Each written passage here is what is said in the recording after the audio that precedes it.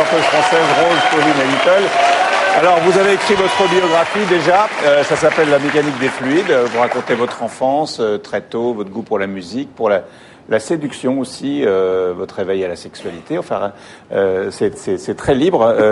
On apprend qu'il y a une fille qui vous a lâché pour Jésus-Christ. Ensuite, vous êtes allé chercher une autre à la Ligue communiste révolutionnaire. Donc, c'est quand même assez... Vous êtes allé un peu partout. Et alors, il y a des prénoms, Claire, Betty, Sarah, Stéphanie. Ce sont les vrais prénoms? Vous avez... Pas tous, non. Pas tous? Non. Pourquoi pas tous? Parce que c'est là que j'étais un peu le cul entre deux chaises. C'est pas vraiment une autobiographie. J'allais dire, ma petite vie n'intéresse pas grand monde. Ce que je voulais, c'était juste raconter un espèce de parcours initiatique entre la musique et finalement la voix féminine, parce que c'est vrai que je fais une rencontre. À la base, je suis plutôt un pianiste de jazz. Je vais à Boston. Région de Lyon. Voilà, c'est ça. Et pour moi, Stevie Wonder et Sheila, c'est la même chose. Je fais pas de différence. La preuve. Voici, regardez ce document extraordinaire. Yes. Et il est là, avec Sheila. Qui est à gauche de l'image, vous allez voir sur le plan large, et qui joue des claviers, c'est André Manouchian. Voilà.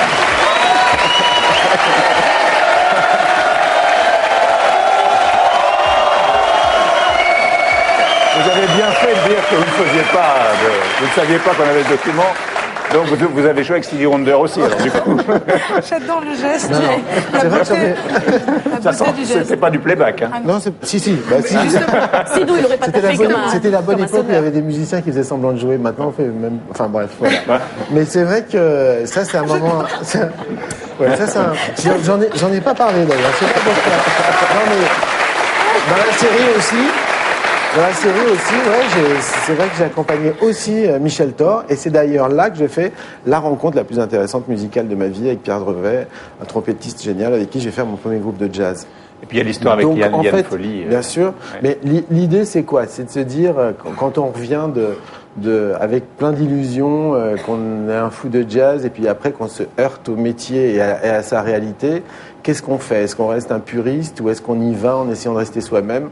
Et il y a aussi beaucoup ça, et aussi beaucoup la situation comique que ça fait, je sais pas, de se proclamer jazzman et puis d'arriver chez Michel Thor et de faire un accord tellement tordu parce qu'on sait faire que ça, que c'est super fou, et que tout le monde se retourne en disant mais qu'est-ce que tu es en train de faire?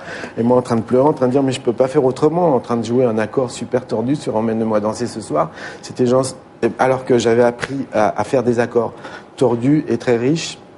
Donc c'est toujours cette confrontation finalement, je suis toujours un petit peu décalé partout. Je sais pas pourquoi, docteur. Vous pouvez faire quelque chose pour moi? Vous avez essayé, le docteur n'a rien fait. Vous avez fait 3 ans de psy, vous racontez, ça ne servait à rien. Vous avez 10 000 auditions, ça parfois, ça peut guérir aussi, mais non. Oui. non. La Nouvelle Star, qui a été une étape très, très importante dans votre réussite professionnelle, quoi, aujourd'hui. Et puis, il y a des concours. Il y a un vrai plaisir musical. Et puis c'est vrai, évidemment, je vais pas dire que ça, mais je continue à faire de la musique, je continue à faire tout ce que j'aime, mais c'est vrai que c'est surtout pour moi super important de le faire parce que ça me permet d'être connecté. Et puis voilà, je suis amoureux des voix. Et puis d'ailleurs, le sous-titre est très amusant. Oui. L'homme qui murmurait à l'oreille des chanteuses. Ça c'est assez. Michel Lafon, mais c'est vrai que je la revendique aussi parce que c'est vrai que dans les groupes, chaque fois qu'il y avait des chanteuses, en général, les musiciens disent putain, la chanteuse c'est la casse-couille, il faut pas jouer trop fort et tout. Moi, j'étais toujours du côté des chanteuses, pas des musiciens. Oui. Voilà. Et donc, on voit bien dans le livre que vous êtes tout près des chanteuses. Oui. Non, mais c'est très érotique, on le dit pas assez, mais il y a des trucs quand même super érotiques dans ce bouquin. Mais attendez, moi quand j'avais 16 ans, je lisais Henri Mineur, je sais pas, je lisais Kerouac et tout ça, et ça. Alors franchement, à côté, franchement, c'est un. Yann Folly n'est pas très, très d'accord avec en plus de ça, et tout ça. Je suis désolé d'avoir fait de la peine si je l'ai blessé, c'était pas du tout mon intention, mais c'est vrai que quand on écrit, on n'a pas envie que les autres vous lisent. C'est vrai que je ne lui ai pas envoyé parce que... Et vous l'aviez prévenu? Non. C'était un espèce de travail introspectif, et je pense que tous les gens qui l'ont lu me disent c'est joli l'hommage que tu lui rends, genre t'es encore amoureux d'elle et tout ça. Donc après, je comprends qu'elle l'ait mal pris parce qu'elle est plutôt pudique et que de ne pas avoir été prévenue, voilà. Mais peut-être qu'elle a un peu réagi un peu violemment, mais en tout cas, je voulais pas lui faire de peine. Parce que vous dites qu'elle vous hante toujours, vous dites qu'elle vous hante toujours. Qu'elle me hante. hante toujours. Ouais. Alors c'est vrai que c'est ce personnage-là qui représente, parce que la chanteuse, c'est pas rien, quoi. Pour moi, la chanteuse, c'est vraiment une magicienne. C'est vraiment le pouvoir numéro un, je pense, chez les gens. C'est par la voix, le pouvoir des tribuns, des orateurs, des hommes politiques. Il y a même une secte, enfin pas une secte, mais un mouvement mystique qui dit que dans quelques millénaires, l'homme ne se reproduira plus par la sexualité, mais par le larynx. Donc attention à ce qu'on va dire. Vous êtes en avance là. Ouais, donc un petit peu, mais vous êtes bien placé. moi c'est des choses qui me, voilà, je veux dire, il y a une fille dans les Inrocks qui écrivait quand on met une caméra dans les cordes vocales. Oui, je sais. Les cordes vocales, ça ressemble à un sexe féminin, mais je veux dire. Ouais, si la photo me fait très peur quand même. Ouais. Et L'analyse en même temps, corps vocal est flippante. ouais, et les hindous appellent le larynx, le considèrent comme un organe sexuel secondaire. Alors après, je veux pas du tout faire le sexopathe de service, mais après, la chanteuse est une magicienne, mais la voix et la musique.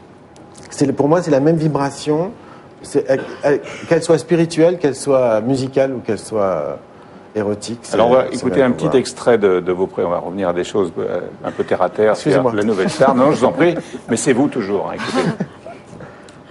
Les coiffeuses, elles restent coiffeuses, les chanteuses, elles restent chanteuses, et le monde ira beaucoup mieux. Je trouve que tu as le feeling d'un moniteur de ski. On m'a fait une séance de torture, je suis attaché, je vous écoute chanter, et je dois avouer. Et là, j'avoue tout ce que vous voulez que j'avoue, parce que je veux juste que vous arrêtiez de chanter. J'ai jamais vu une telle voix avec un tel goût de chiotte. C'est incroyable. Vous chantez pas assez avec votre anus. C'est une technique du chant, il faut pousser et ouvrir son anus, ce qui pouvait provoquer... Bon, non. Donc, on vient de se faire dépuceler d'une manière terrible.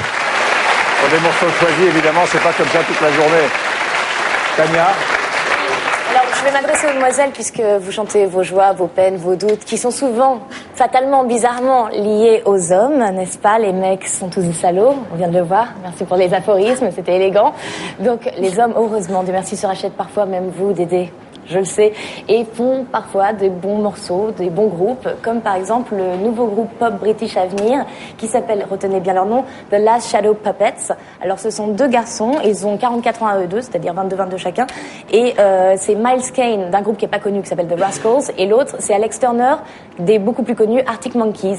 Alors eux, ils ont digéré toute la pop anglaise, visuellement, musicalement, très très bien digéré, et ils ont fait une musique très mélodramatique, on va dire, hein. C'est assez poignant, c'est presque martial. Donc on va écouter juste là maintenant. Et puis vous verrez, ça sort bientôt, ça sort le 21 avril, ça s'appelle The Age of Understatement. Impossible à traduire, on écoute seulement.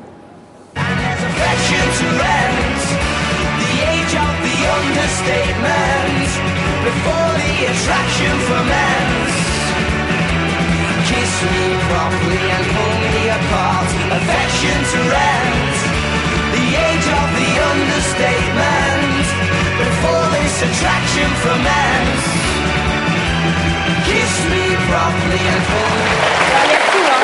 Il y a la coupe de cheveux à la Beatles, il y a la petite veste à la Paul Weller, il y a le clip à la Oasis. Qu'est-ce que vous en pensez, ça? La pochette, c'est joli. La pochette, Elle est très jolie, magnifique. Je ne l'ai pas à vos épées. Ça, c'est bon. Ah, ça a l'air mortel, ouais. On reviendra. Merci Tania, on passe au top 5 quand même, Gisèle.